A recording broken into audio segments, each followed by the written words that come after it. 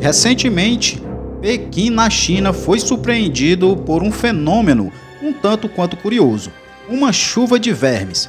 Vídeo publicado nas redes sociais mostram ruas e veículos da cidade cobertos pelos animais, deixando os moradores perplexos e curiosos sobre o que poderia ter causado tal evento. De acordo com o jornal Early Herald, as autoridades orientaram os moradores a saírem de casa de guarda-chuva para se protegerem aí dos vermes que caíam do céu sem motivo aparente.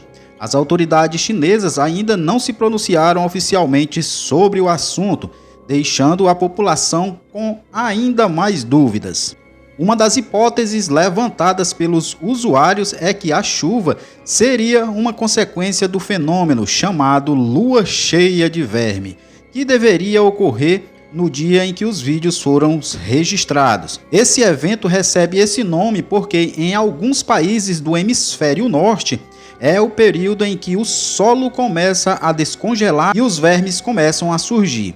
Outra suposição é de que os vermes na verdade sejam flores de choupo, uma planta comum na região. Por causa das chuvas, as folhas podem ter caído das árvores e ficado grudadas nos carros, fazendo com que pareçam vermes. No entanto, alguns religiosos se referiram ao episódio como o início do Apocalipse, mencionado na Bíblia. Segundo as Escrituras, vários desastres naturais estão atrelados ao fim dos tempos, o que pode ter deixado muitas pessoas com medo e apreensivas. No livro O Êxodo do Antigo Testamento da Bíblia é narrado a história das pragas que Deus enviou aí ao Egito como forma de forçar a liberdade do povo hebreu, que era mantido como escravo pelos egípcios. Além disso, as pragas tinham como objetivo mostrar a superioridade do Deus cristão sobre os deuses egípcios. A primeira praga foi a transformação da água em sangue. Moisés e Arão obedeceram a ordem do Senhor e foram até o faraó pedir a libertação do povo hebreu. No entanto, o faraó recusou o pedido e, como consequência, Deus instruiu Moisés a tocar o rio Nilo com sua vara, fazendo com que as águas se transformassem em sangue.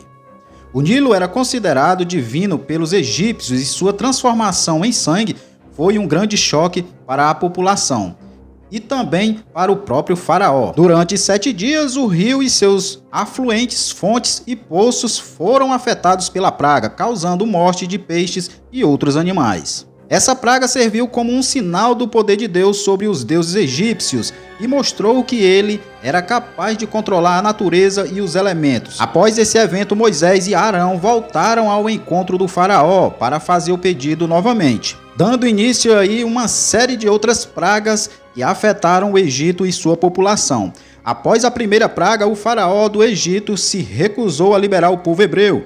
E assim Deus enviou uma segunda praga, uma infestação de rãs que invadiu todo o território egípcio. De acordo com a história bíblica, as rãs se espalharam por todos os lugares, desde casas até os fornos e amassadeiras. O faraó, sentindo-se ameaçado pela situação, finalmente cedeu aí e prometeu liberar o povo hebreu se as rãs fossem removidas. A infestação de rãs foi uma das pragas aí enviada por Deus como uma forma de pressionar o faraó a liberar o povo hebreu da escravidão. Além disso, a praga serviu como uma demonstração do poder de Deus sobre os deuses egípcios, que eram considerados responsáveis pela fertilidade das terras e das águas. Terceira praga do Egito, infestação de insetos. O Senhor disse a Moisés: "Dize a Arão: levanta a tua vara e fere o pó da terra. Ele se converterá em insetos em todo o Egito." Após a promessa do faraó de libertar o povo hebreu com o fim da infestação das rãs ter sido aí quebrada, Deus enviou a terceira praga, a infestação de insetos, que de acordo com as interpretações pode ter sido de mosquitos ou piolhos, e que causou grande desconforto e coceira para os egípcios. O faraó foi novamente abordado por Moisés e Arão, mas se recusou a libertar os hebreus. A praga continuou por todo o Egito, até que o faraó cedeu e permitiu que o povo hebreu deixasse o país para realizar um culto a Deus no deserto. Entretanto, após a praga ter cessado, o faraó voltou atrás em sua decisão, mantendo os hebreus como escravos. A quarta praga enviada por Deus ao Egito foi a infestação de moscas, que atingiu as pessoas, as casas e toda a terra egípcia. A ação divina aconteceu após o faraó ter negado mais uma vez a libertação do povo hebreu que sofria com a escravidão. Moisés e Arão foram novamente ao encontro do faraó para pedir liberdade dos hebreus, mas a resposta foi novamente negativa. Então Deus enviou as moscas que causaram grandes incômodos aos egípcios, mas não afetaram os hebreus. O faraó chamou novamente Moisés e Arão e prometeu libertar o povo hebreu se as moscas fossem retiradas, mas como aconteceu antes, o faraó quebrou a promessa e manteve os hebreus escravizados. A história da quarta praga do Egito é um exemplo da resistência do faraó em cumprir as ordens divinas e da crueldade da escravidão impostas aos hebreus. A quinta praga enviada por Deus ao Egito foi a peste nos animais. Após a recusa do faraó em libertar o povo hebreu, Deus advertiu de que uma praga terrível iria recair sobre os animais dos egípcios que estavam nos campos, incluindo cavalos, jumentos, camelos, bois e ovelhas. No entanto, os animais dos hebreus não seriam afetados pela praga, como uma forma de distinção e proteção divina. Como prometido, a peste atingiu os animais dos egípcios, causando uma grande perda econômica e prejudicando sua capacidade de resistir à próxima praga. O faraó foi avisado da distinção feita por Deus, mas ainda assim se recusou a libertar o povo hebreu. A praga das úlceras e feridas, descrita no livro de Êxodos, é um exemplo da punição divina infligida aos egípcios por sua recusa em libertar os hebreus da escravidão. Essa praga, que atingiu tanto os homens quanto os animais, causou grande sofrimento e dor em todo o Egito. De acordo com o relato bíblico, Moisés e Arão foram instruídos por Deus a pegar cinzas do forno e jogá-las no ar diante do faraó. Como resultado, uma poeira fina cobriu todo o Egito e todos os habitantes foram afetados pela praga das úlceras e feridas. A sétima praga do Egito, descrita no livro de Êxodo, foi uma poderosa chuva de pedras que causou grande destruição e morte em todo o país. Essa praga foi enviada por Deus como uma punição pela recusa do faraó em libertar os hebreus da escravidão. Moisés foi instruído a pedir ao faraó que libertasse o povo de Deus. Caso contrário, uma chuva de pedras cairia sobre o Egito. No entanto, o faraó ignorou o aviso de Deus e se recusou a libertar os hebreus. Como resultado, uma terrível tempestade de granizo e fogo caiu sobre o Egito, matando muitos e causando grande destruição. Aqueles que temeram a Deus foram protegidos da chuva de pedras, mas aqueles que não acreditaram sofreram as consequências. Foi uma demonstração clara de poder e justiça divina.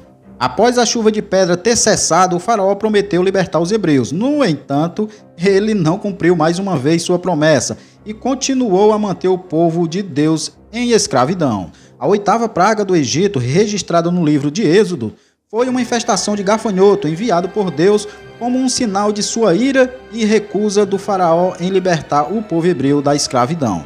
De acordo com a ordem divina, Moisés estendeu sua mão sobre o Egito e uma praga de gafanhotos invadiu o país, devorando toda a vegetação que restou após a praga do granizo. A infestação causou grande destruição e perda para os egípcios. Após a praga, o faraó finalmente ofereceu a liberdade aos hebreus em troca de que a infestação cessasse. Deus então enviou um vento forte que soprou os gafanhotos para o Mar Vermelho, aliviando o Egito do sofrimento causado pela praga. Infelizmente, o faraó mais uma vez quebrou sua promessa e se recusou a libertar os hebreus. Sua persistência em resistir à vontade de Deus só trouxe mais sofrimento e punição para o Egito.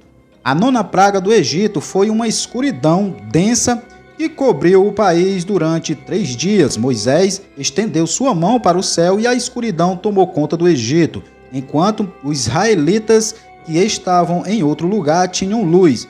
Durante esse período, os egípcios não conseguiram ver ao outro e ninguém podia se mover de onde estava. Essa praga serviu como mais uma advertência divina ao faraó para que libertasse o povo hebreu. Mas o governante ainda permanecia obstinado. Após a 10ª e última praga do Egito, a morte dos primogênitos, O faraó finalmente cedeu aos pedidos de Moisés e Arão e permitiu que os hebreus deixassem o país. A partir desse momento, a história do êxodo hebraico começou a ser escrita. A morte dos primogênitos foi uma praga terrível e dolorosa para o povo egípcio, que perdeu aí muitas vidas em uma única noite. No entanto, para os hebreus foi um sinal da proteção divina e da libertação que estava por vir. O uso do sangue do cordeiro como sinal de proteção mostra a importância do sacrifício na cultura hebraica e confiança do povo em Deus para os proteger e livrar da opressão. A libertação dos hebreus do Egito marca um momento crucial na história do povo judeu, que se tornaria uma das maiores religiões do mundo. A fuga do Egito também representa a libertação de um povo oprimido, uma narrativa que inspirou muitos movimentos sociais e políticos em todo o mundo. Nos tempos antigos, o Egito foi assolado por 10 pragas enviadas por Deus e em resposta à recusa do faraó em liberdade aos hebreus da escravidão. Entre as pragas, houve uma infestação de gafanhoto, uma escuridão que durou 3 dias e morte dos primogênitos egípcios. Mas será que essas pragas foram apenas uma punição divina ou algo mais sinistro estava acontecendo? Será que havia alguma relação com a recente queda de vermes do céu em Pequim? As autoridades chinesas afirmaram que os vermes eram larvas de insetos comuns e que a queda foi causada por fortes ventos, mas alguns especularam que há algo mais sombrio por trás desse evento. Será que essas larvas são de verdade ou é um tipo de praga divina? Será que estamos presenciando uma nova era de punição divina, assim como aconteceu com o Egito? E se essas pragas são reais, como podemos nos proteger? Afinal, assim como os hebreus no Egito, muitos de nós somos inocentes e temos medo de sermos atingidos pela ira divina. Será que a única maneira de nos protegermos é seguindo as instruções divinas, como passar o sangue do cordeiro nas portas, ou há alguma outra forma de evitar a punição divina? Essas são questões assustadoras e perturbadoras que nos fazem questionar a nossa própria existência e a natureza do divino. Será que estamos enfrentando uma nova era de pragas divinas? Ou há uma explicação científica para esses eventos aparentemente sobrenaturais? Somente o tempo dirá, mas enquanto isso, podemos apenas esperar e nos perguntar: será que somos realmente inocentes ou estamos sendo punidos por algo que fizemos? Ficam essas perguntas aí no ar. Até um próximo vídeo.